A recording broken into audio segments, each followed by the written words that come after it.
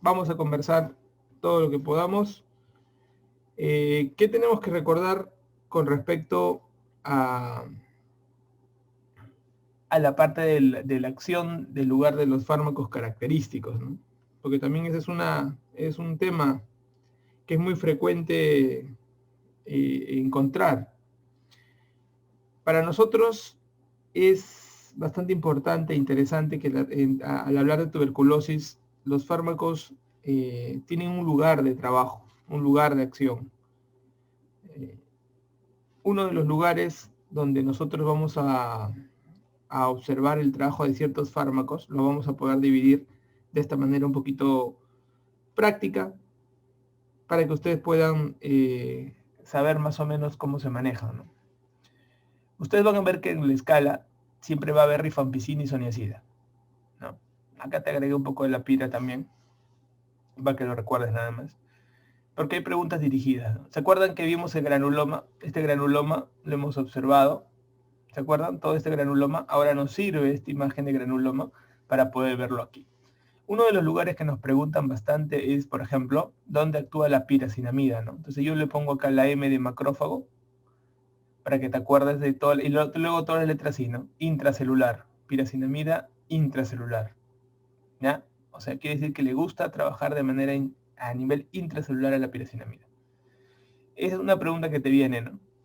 Otra pregunta que te vienen son, por ejemplo, ¿dónde actúan más las cavernas? La isoniazida, ¿no? Actúan más en las cavernas, lugares donde tienen más aire. Entonces, esa es una característica. Te lo pongo así para que lo recuerdes, ¿ya? Porque son preguntas medias asociativas, de acuerdo al lugar. Y otra que te hacen es, por ejemplo, ¿quién actúa mejor en el Casium, ¿no? En el Casium actúa mejor la rifampicina. Entonces, otra pregunta asociativa. Pero acá nace un concepto. ¿Por qué la rifampicina es el mejor fármaco para la tuberculosis? Porque actúa en todo tiempo, o sea, en todo momento donde vaya a actuar. La rifampicina siempre es bactericida, siempre. En cambio, miren la isoniazida. La isoniazida en lugares donde hay bastante ventilación, como una caverna, son bactericidas. Pero en Casium, donde no hay mucha ventilación, son bacteriostáticas. Entonces quiere decir que la isoniazida tiene una conveniencia de uso, de trabajo, de cómo funciona. En cambio, la rifa no. La rifa siempre va a ser bactericida. Este concepto es interesante para que lo puedan ustedes recordar. Luego, cuando uno se enfrenta al concepto de las definiciones operacionales, van a haber 3 definiciones que hay que recordar, porque vamos a hablar de ese tema. Lo que ustedes van a preguntarles y es donde, en estas dos son donde va a caer todos los conceptos. La tuberculosis pansensible es aquella que tiene sensibilidad a todos los medicamentos de primera línea. Medicamentos de primera línea. ¿Ok? Por unas pruebas de sensibilidad convencional. O sea, en otras palabras, tipo cultivo. Los tuberculosos multidrogo resistentes son aquellos que tienen resistencia simultánea. Simultánea. A la isoniazida y a la rifampicina. Esos son conceptos que les van a preguntar a ustedes. Y la XDR, o extremadamente resistente, son aquellos que tienen resistencia, es como si fuera como una MDR, o sea, tienen resistencia a isoniazida y rifampicina, ¿sí? Aparte a una alfulorquinolona y aparte a un inyectable de segunda línea. Dentro de ellos tenemos a la micacina, a la kanamicina o la capreomicina. Esos son para que uno pueda escoger, ¿ya? Y acá también esta prueba se pueden hacer por pruebas moleculares rápidas o también convencionales. Entonces, estos son conceptos muy importantes. ¿Por qué? Porque las multidrogas resistentes se hacen por pruebas convencionales, en cambio las multidrogas extensamente resistentes por pruebas convencionales o también por pruebas moleculares rápidas. ¿Sí? Pruebas rápidas moleculares, que ya veremos. Entonces son dos conceptos importantes. Si solo tiene resistencia a un medicamento de una línea, buena pregunta. Si tiene resistencia a un medicamento, por ejemplo, solamente uno, se llama tuberculosis monoresistente. Es una buena pregunta, me ha hecho Claudia. Si tiene resistencia a un medicamento, se llama monoresistente. Si tiene, por ejemplo, resistencia, por ejemplo, a otros fármacos que no son estos, por ejemplo, puede ser 2 o más, pero que no son estos, se llama poliresistente. Son términos que se utilizan en la norma de tuberculosis. Yo recomiendo que todos ustedes puedan leer, por favor, la norma publicada el año 2013 en el sector, en la parte de lo que son conceptos. Esa me gustaría que le den una mirada, ¿ya? Esos son los términos que tienen que utilizar. El concepto de resistencia, si se dan cuenta, siempre va a ir catalogado con las situaciones clínicas que impliquen resistencia. Por ejemplo, el VIH y el SIDA es una condición que te marca resistencia. El riesgo es muy alto, el más alto que existe de todos, para que un paciente pueda desarrollar desde nacimiento resistencia. Todos los demás son situaciones que hemos hablado en los factores de riesgo, pero quiero resaltarte el VIH y SIDA, tanto así que hay un acápite publicado, me parece, el año 2018, en el cual se habla acerca de los tratamientos en pacientes con VIH y SIDA. Entonces son conceptos importantes que hay que tener en cuenta. En el mundo también del diagnóstico, esto una vez vino en una pregunta de examen de salud, en el cual tenías que decir a qué se refería exactamente cuando alguien hablaba vaciloscopía una cruz. Y era un tema de concepto. Era un tema de concepto que había que recordar. O sea, no es un tema analítico, no es un tema de disquisición, es un tema memorístico. Entonces yo recomendaría que le des una mirada a estos conceptos, nada más, con fines de darle una mirada, con fines de que no suene, pero no que esto termine trascendiendo en tu formación médica. Cuando uno llega al diagnóstico, uno tiene que entender de que siempre uno esperaría encontrar el paciente característico, que tenga la clínica característica de tuberculosis.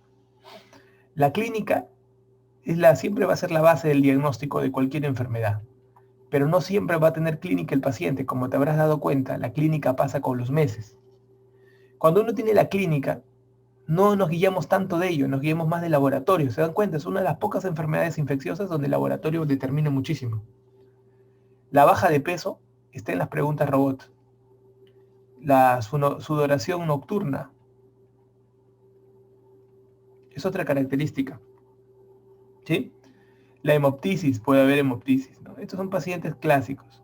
Pero nosotros lo que vemos hoy en día para el diagnóstico rápido es que el paciente puede presentarse asintomático y no tener molestia, ni siquiera tener tos, solamente tener contacto. ¿Por qué? Porque estamos trabajando en el diagnóstico oportuno de estos pacientes. Entonces, la pregunta sería, ¿cómo yo puedo ayudarme para poder diagnosticar a un paciente? Un paciente puede tener 3 formas de presentación en la tuberculosis. Un paciente puede tener una forma latente, puede ser, por ejemplo, un paciente subclínico o un paciente clínico. ¿Se han dado cuenta? Y esto, ¿cómo va a permitir que nosotros podamos tener ciertas características? ¿Cómo podemos sacarlo? En realidad es bastante complicado poder llegar a ese diagnóstico entre subclínico y clínico. Es muy difícil, no hay forma. Nosotros siempre nos quedan, en las preguntas de examen siempre les van a venir pacientes clínicos, es muy difícil saberlo, pero quiero que sepan que existe esta técnica, esta forma. Y esto normalmente se dice que los 3, por ejemplo, miren, voy a poner el PPD como primer testigo. El PPD tú sabes que es una forma de huella de que has tenido contacto con la tuberculosis. Los 3, siendo latentes, subclínicos y clínicos, pueden tener PPD positivo. ¿Ya? O sea, el PPD positivo es un examen que se lee a las 72 horas después de la prueba de una prueba dérmica. Te colocamos, hacemos un abón en la zona de la piel y vemos si hay crecimiento o no. y la lectura se da a las 72 horas y nos dice que si ha habido contacto o no contacto con tuberculosis. Si a ti te vacunaron, por ejemplo, con BCG, también puedes hacer prueba positiva, por si acaso. Entonces, ese es el problema, ¿no?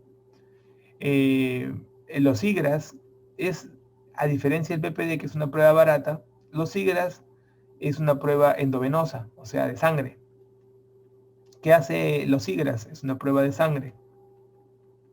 Y esto permite no hacer esa espera de 72 horas, sino es inmediato.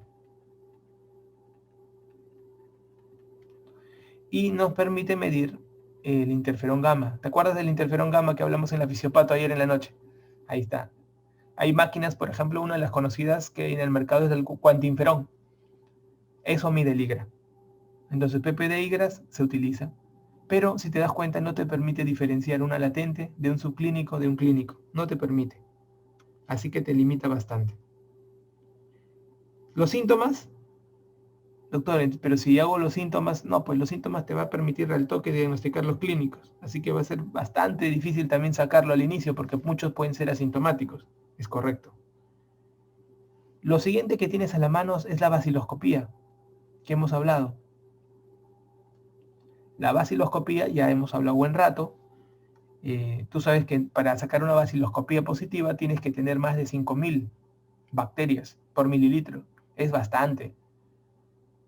En cambio, para sacar un cultivo positivo, tú puedes tener mínimo 10 bacterias por mililitro. Hay más posibilidades de que un cultivo te ayude con un esputo que una baciloscopía directa. La baciloscopía es negativa en los latentes. Pacientes que no sabemos, hoy día, por ejemplo, te contagiaste hoy día, mañana se baciloscopía es negativa. Pa. De repente pasan 2 semanas, 3 semanas, de acuerdo a cómo estás, igualito, no sale, ni yuca. En cambio, la baciloscopía es recontra positiva cuando es clínica. O también puede salir negativa, o sea, no es muy exacta. Chamaque, entonces no me confirma. El PPD me dice hasta con BCG sale positivo, así que no me confirma. Y la baciloscopía tampoco me confirma. Entonces la cosa está terrible. ¿Y sabes cuál es el problema? Que mientras yo estoy haciendo estos estudios, mi grado de contagiosidad no está cambiando. Mi contagiosidad, que era negativa en un latente, puede ser en un subclínico, pero está presente en un clínico. Ese es el gran problema, que estoy contaminando el mundo. Entonces, ¿qué me queda? ¿Qué me queda para ayudarme a hacer un diagnóstico microbiológico adecuado? Me quedan 2 caminos. Me queda el camino del cultivo o el camino del laboratorio. En el caso de los cultivos, yo voy a encontrar en los latentes muchas veces negativos, porque la muestra ha sido mal tomada. En cambio, en el subclínico puede ser negativo o positivo, pero en los clínicos son positivos. Es interesante. Eso es muy interesante. En el caso de los laboratorios, van a cambiar y van a depender de qué tipo sea el laboratorio. Y para eso vamos a hablar. A nivel de cultivos, yo sé que el cultivo, si se dan cuenta, me va a ayudar, pero sobre todo en los latentes es muy difícil. Entonces, los pacientes con un cultivo, yo puedo tener cultivos líquidos y cultivos sólidos. En los cultivos líquidos hay bastantes pruebas en verdad, pero hay una prueba que me permite, una prueba de cultivo líquido, diagnosticar en menos de una semana, exactamente 6 días, 5 días. Vamos a ponerle una semana para que no te hagas falta en las preguntas de examen. Esta prueba se llama MOTS. Es una prueba de cultivo de lectura campo oscuro invertido, ¿ya? Esto es campo oscuro invertido. Normalmente se hacen varios pocitos y lo que se busca en los pocitos son como 24 pocitos. Lo que se busca en los pocitos es que se formen unos cordones, unas microcolonias le llamamos nosotros. Microcolonias. El MOTS son microcolonias que se van a hacer durante una semana. Esto se hace en un cultivo de Middelbroek. En una semana, no es el cultivo sólido de Middelbroek, sino muy parecido al cultivo, el cultivo de Middelbroek. y se hacen lecturas en campo oscuro, en microscopio. Microscopio de campo oscuro invertido. El MOTS es buenazo, porque ¿por qué? Porque puede medirte, tienes cultivos donde puedes meterle, por ejemplo, isoniazida, rifampicina, nos puede dar hasta resistencia. Es muy bueno. Es el método aprobado por MINSA, que más rápido, digamos, que existe, que nos permite medir sensibilidad rápida.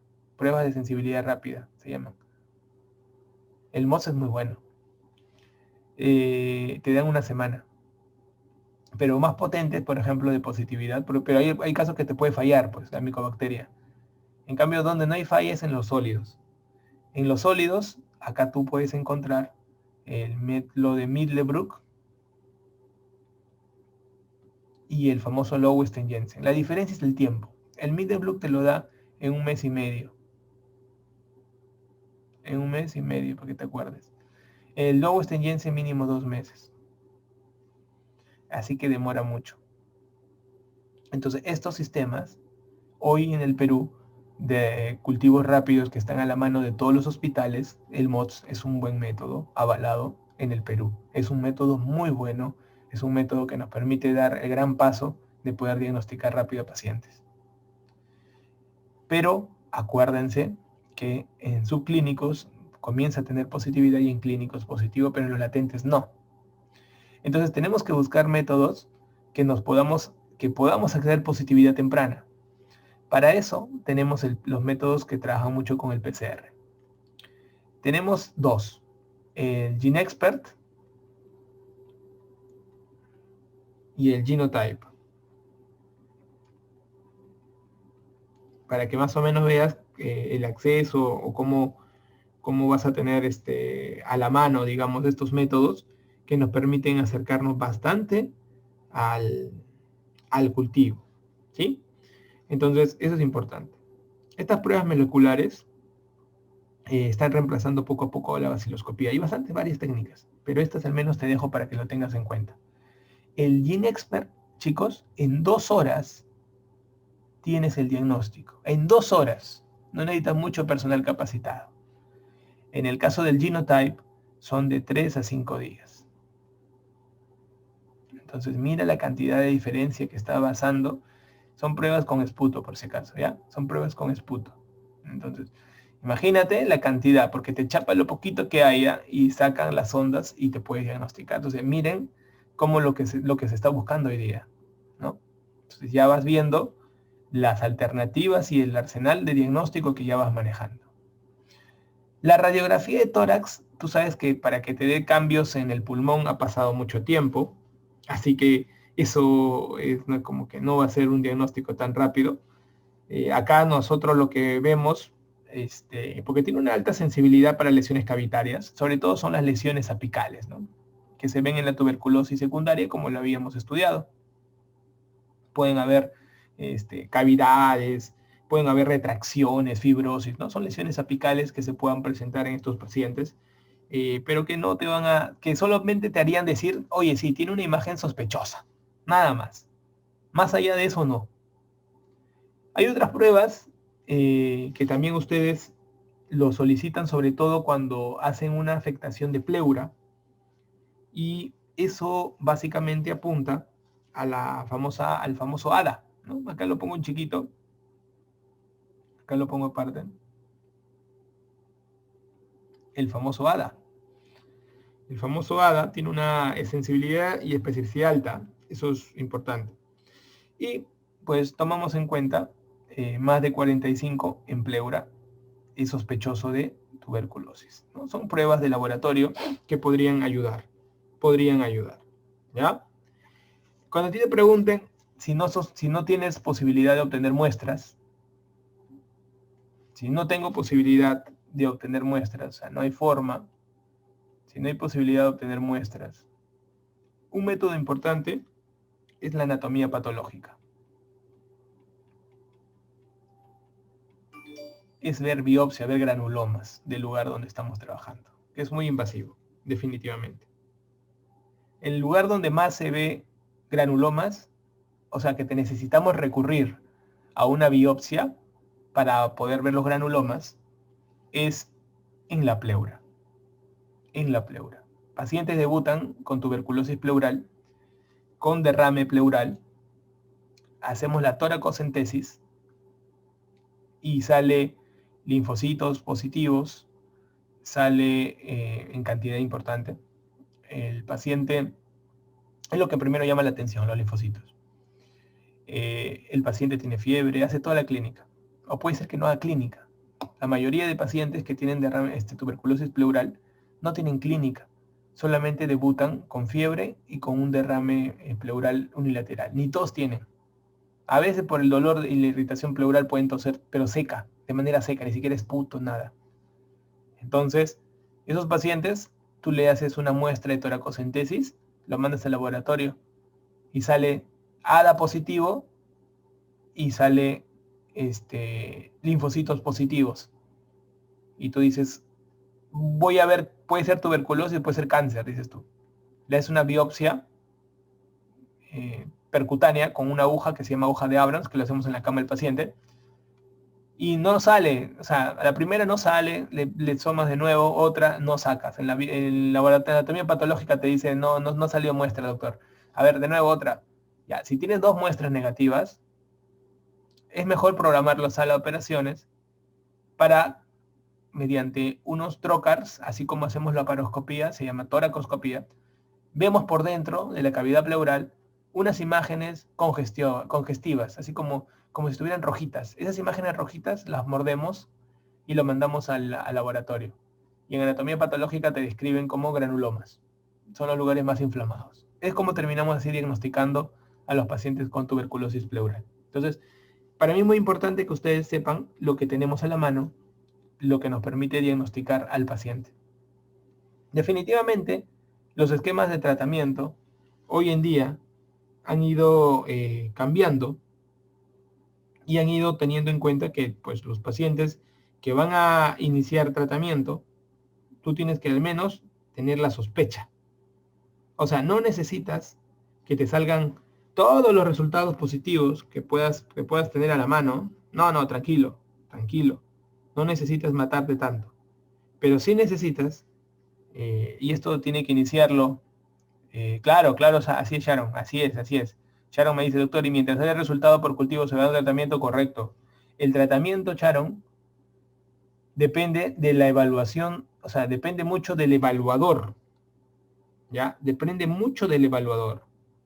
Por ejemplo, si a ti te sale un frotis, imaginemos que a ti te sale un frotis positivo en BK Sputo, ¿sí? Entonces, doctor, me sale un frotis positivo. Perfecto. Con el frotis positivo y más la clínica, imagínate que tú... ¿Puede haber o no puede haber, ya? Ponte. Puede haber o no puede haber clínica, puede ser que no haya.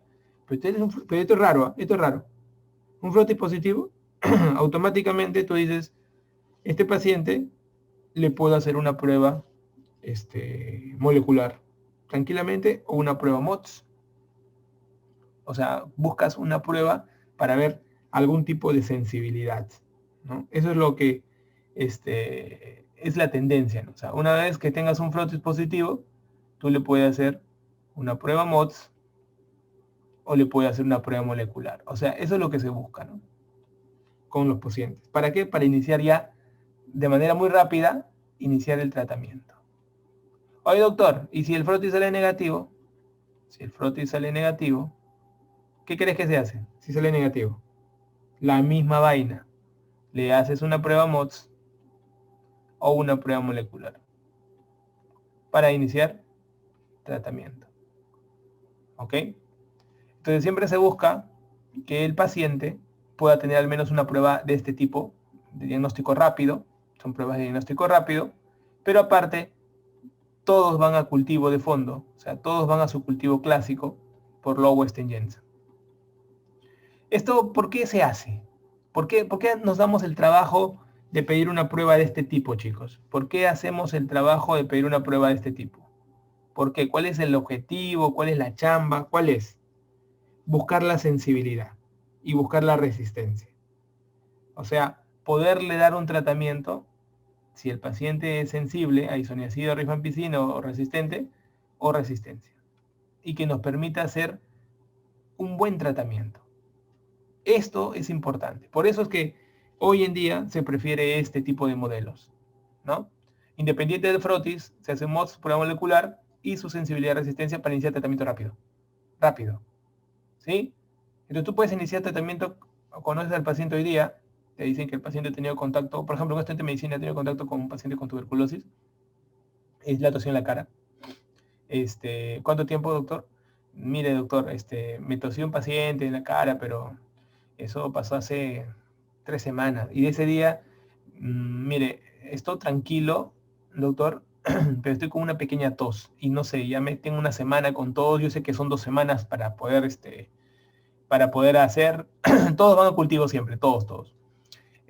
Para que tú puedas no sé, tengo miedo, pero doctor, ¿no? Y tú con esta tos y como estoy rotando en infectología, quisiera que me haga el diagnóstico. No te preocupes. Tose acá, hace una prueba de BK, saca el BK para ver el frotis, manda otro frotis a cultivo y manda una prueba a hacer prueba molecular. ¿Ya?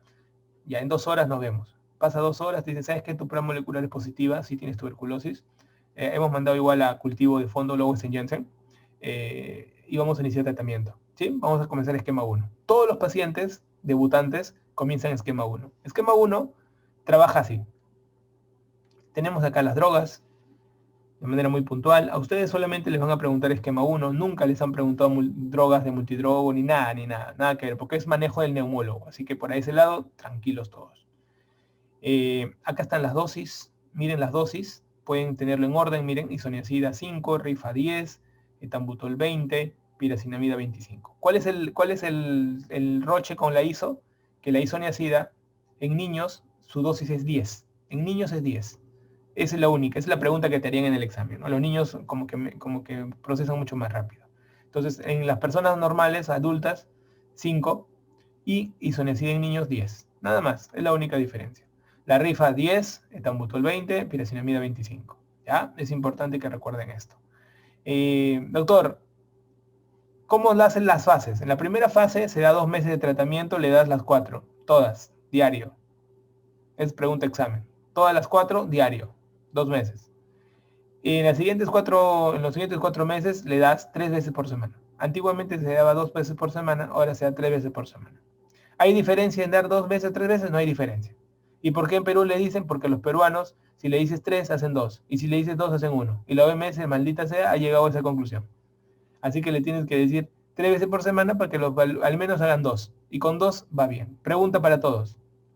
Si yo sé que cuando inicio el tratamiento de tuberculosis a las 2 semanas ya no es contagioso, mira esa pepa que te acabo de soltar, iniciando tratamiento, a las 2 semanas ya no contagia el maldito. Mi pregunta es, ¿por qué le tengo que dar 4 meses más? O sea, le doy tratamiento 2 meses, ya ponle, ya 2 meses te aguanto. Pero ¿por qué le tengo que dar 4 meses más si ya no da positividad? Pregunta para todos. Al toque. Nos queda 4 minutos antes de terminar. Oye, con ustedes pasa el tiempo rápido, ¿no? Parece que estuviéramos chismeando. Estamos viendo Magali TV acá, ¿no? Entonces, ¿cómo pasa ahí? Correcto, muy bien, exacto. Se hace, ¿para qué? Para evitar, no solamente para evitar las resistencias, sino la población cuando lo toma tanto tiempo, hace de que toda la bacteria pueda morir, hasta la más guardada, ¿no? Y solamente te quedas con macrófagos que tienen guardando micobacterios en su fagolisosomas ahí, ¿no? Todo, demoran más. En realidad es para evitar las recaídas. La respuesta es esa, evitar las recaídas, ¿no? ¿Por qué tanto tiempo después? Para evitar las recaídas, ¿ya? Lo único que en la guía te llama la atención es esto. Van a haber casos, por ejemplo, con tuberculosis extrapulmonar, ¿no? O tuberculosis, una buena también sería esa, ¿no? Una buena sería esa. Los pacientes, por ejemplo, que tienen una tuberculosis renal, ¿cuánto tiempo trabajan? ¿Cuánto tiempo le das? Igualito, pues. Igualito. Todos los extrapulmonares le das igualito 6 meses. Si el paciente es gestante, también 6 meses. Hay algunos, acá quiero aprovechar con las gestantes, hay algunos que le dan tratamiento a las gestantes por 9 meses. Porque en Estados Unidos y en Europa se da por 9 meses en la gestante. Incluso hay bastantes mnemotecnias donde dice que la gestante ríe 9 meses, ¿no? como que, ¿no? Acuérdate, ¿eh? La gestante ríe 9 meses. Rifampicina es una de Tambutol. Entonces, en Estados Unidos, ¿por qué? Porque la CDC lo ha aprobado con 9 meses. En Perú, ustedes van a trabajar lo que es 6 meses. En Perú damos 6 meses a la gestante, ¿ya?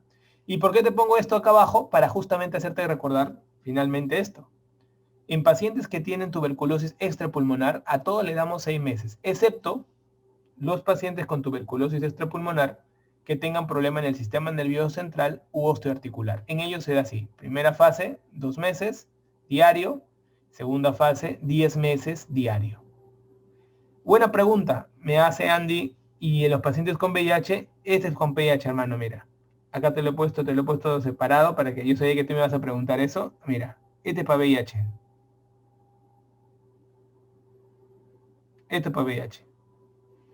Entonces, en los pacientes con VIH, yo le voy a dar 2 meses diario y luego 7 meses diario. 9 meses también. ¿Ya? Pacientes con VIH. Acá lo voy a poner. De tal manera, allá, Andrés, sí, le das tratamiento extrapulmonar a todos los pacientes 6 meses, a todos extrapulmonares a 6 meses, excepto los extrapulmonares que tengan compromiso del sistema nervioso central u osteoarticular. Acuérdate, acuérdate que a nivel del sistema nervioso central uno puede dar tratamiento con corticoides, justamente, ahí está, yo al ver justamente entro. Es uno de los pocos lugares donde se puede dar tratamiento con corticoides en el sistema nervioso central, sobre todo en las MECTEBs, ¿no? La meningoencefalitis por tuberculosis. Y a nivel osteoarticular, la tuberculosis le gusta atacar la región de la columna. Por eso existe el famoso mal de Pot o absceso frío, uno de los pocos abscesos que no se drenan, el famoso mal de Pot o absceso frío. ¿Ok? Es un buen dato que ustedes tienen que tener en cuenta al iniciar el tratamiento. Entonces, preguntas para terminar, porque ahora sí me tengo que ir, si no me matan, tengo que mandarte esto, mira. Quiero que te acuerdes de esto, chicos. Las dosis, por favor, me lo aprenden, ¿ya? Hizo 5, pero en niños 10. Acuérdense, pregunta examen. Las dosis, acuérdate, haz mnemotecnia. Mira, acá hay diferentes formas para que te puedas acordar, haz mnemotecnias mañosas, lo que tú quieras, como tú quieras, como tú quieras. Pero acuérdate esto, ¿ya? Acuérdate las dosis máximas. Dosis máxima diaria. O sea, tú tienes que manejar de estos, sí, dosis, full dosis. No te olvides, ¿ya? No te olvides. En el Perú, sí, en el Perú la gestante es todo el mismo manejo, como si fuera un paciente no gestante. Lo mismo, pero igualito, 6 meses, no hay problema. Solamente que te he hecho yo esto de la gestante de 9 meses, ríe. ¿Por qué? Porque hay una pregunta que vino en residentado médico y si ha venido alguna vez en algún tipo de examen, yo te lo tengo que formular, aunque sea de costado, como se dice. Que vino el año pasado, me parece, residentado, ¿cuál sería un paciente gestante que no puede tomar piracinamida? ¿Cuál sería el esquema? Y te lo ponían con 9 meses. Y era una pregunta fácil, calcada de Estados Unidos. ¿Por qué? Porque en Estados Unidos y en Europa el tratamiento es por 9 meses. En cambio en el Perú es por 6 meses y se da esquema de primera, esquema 1, esquema que le damos a cualquier paciente. Así no sea gestante, no pasa nada. Entonces, eso es la única diferencia. Esa es la única diferencia, ¿ya? Para tomar en consideración. Finalmente, antes de fugar, quiero decirte esto. ¿Cuál es la vitamina? Mira, ¿cuál es la vitamina que se da como tratamiento, sobre todo cuando inicias tratamiento en niños? Los niños son los que más hacen este problema. ¿Cuál es la vitamina que le puedes agregar para dar este tratamiento? Entonces tú haces así, ¿no? TBC, ¿no? Ay, doctor, yo no me acuerdo, doctor. ¿Por qué dice así? No me acuerdo qué vitamina. ¿Cuál es? ¿La B1, B2, B3, B4, B5, B6? ¿Cuál es? ¿Cuál es? Así tú no, pero ¿por qué dices así? ¿Por qué dices así? Entonces, tú dices, no me acuerdo. Entonces yo te digo, mira la pantalla, mira la pantalla. Vamos a mirar la pantalla, mira. Se acabó. La tuberculosis va con vitamina B6. Nunca te vas a olvidar. ¿Ah?